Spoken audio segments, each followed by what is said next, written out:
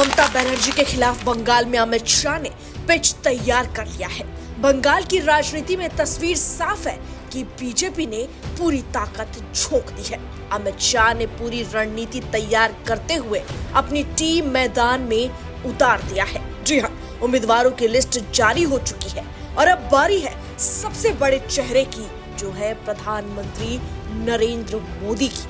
साल 2026 का विधानसभा चुनाव और मुकाबला सीधा है बीजेपी बनाम टीएमसी। एक तरफ ममता बनर्जी जो अपनी सत्ता बचाने में जुटी हैं, तो दूसरी तरफ है बीजेपी जो हर हाल में बंगाल की कुर्सी हासिल करना चाहती है। आइए इस खास रिपोर्ट में आपको बताएंगे कि केंद्रीय गृह मंत्री अमित शाह ने आखिर बंगाल को लेकर पूरा गेम प्लान क्या तैयार किया है और किस तरह बीजेपी बूथ स्तर से लेकर घोषणा पत्र और चुनावी मैदान के समीकरण पर अपनी पकड़ मजबूत करने में जुटी है। और सबसे बड़ा सवाल कि प्रधानमंत्री नरेंद्र मोदी की एंट्री इस चुनावी लड़ाई को किस मोड़ पर ले जाएगी, जिसकी वजह से टीएमसी टेंशन में है, ममता बनर्जी परेशान है। 5 अप्रैल जगह कूच बिहार जहां पहुंचेंगे प्रधानमंत्री नरेंद्र मोदी।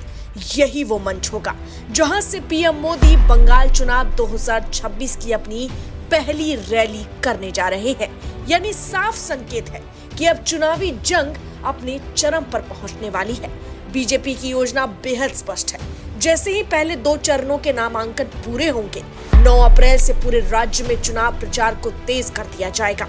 मतलब हर जिले में, हर गांव में, हर बूथ तक बीजेपी अपनी पकड़ मजबूत करने की कोशिश करेगी। अब सवाल है कि कूच बिहार ही क्यों? तो समझिए, कूच बिहार बीजेपी के लिए सिर्फ एक जिला नहीं है, बल्कि एक मजबूत राजनीतिक आधार रहा है।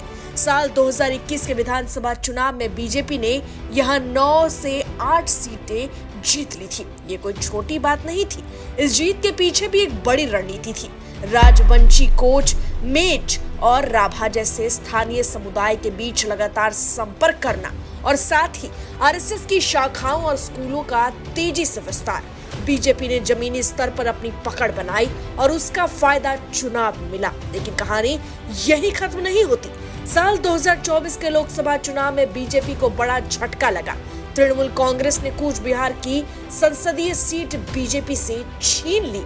पूर्व केंद्रीय राज्य मंत्री निशीथ प्रामाणिक करीब 40,000 वोटों से हार गए। इतना ही नहीं, बीजेपी 4 विधानसभा क्षेत्रों में अपनी बढ़त भी खो बैठी। यानी जो किला कभी मजबूत था, उसमें दरार पड़ चुकी थी। लेकिन बीजेपी ने हार नहीं मानी। तभी से पार्टी लगातार खोई हुई जमीन वापस पाने की कोशिश कर रही है।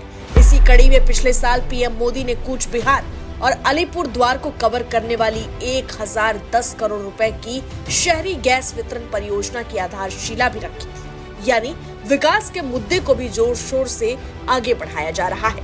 अब बात घोषणा पत्र की करते हैं।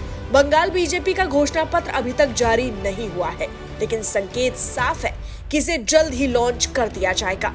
पहले योजना थी कि केंद्रीय गृह मंत्री अमित शाह इसे जारी करेंगे, लेकिन किसी वजह से इसे टाल दिया गया। अब सवाल है कि इसे टाला क्यों गया?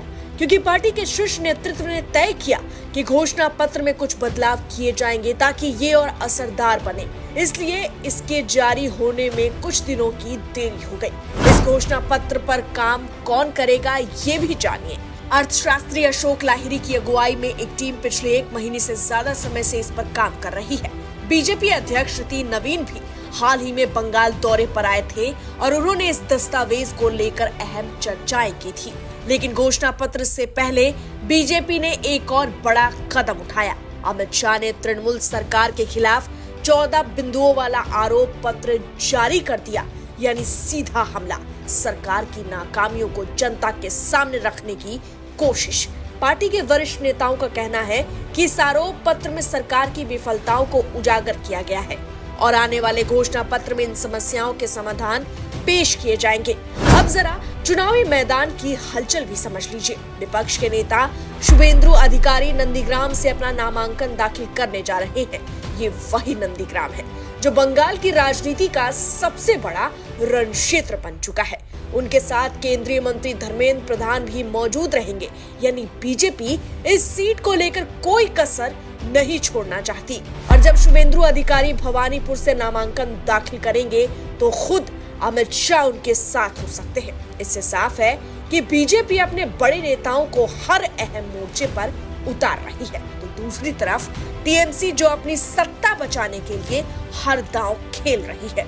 कूच बिहार से शुरू होने वाली पीएम मोदी की रैली सिर्फ एक रैली नहीं, बल्कि एक बड़ा चुनावी संकेत है कि अब बंगाल की लड़ाई निर्णायक मोड़ पर पहुंच चुकी है। अब देखना ये होगा कि क्या बीजेपी अपनी खोई हुई जमीन वापस पा पाती है या ममता बनर्जी एक बार फिर बाजी मार जाती है। बंगाल की जंग अब असली रूप में शुरू हो चुकी है। बहरहाल इस पूरी रिपोर्ट में इतना ही, लेकिन बीजेपी और अमित शाह की इस रणनीति पर आपकी क्या प्रतिक्रिया है, कमेंट में जरूर लिखें। Bureau report, HCN news, Delhi.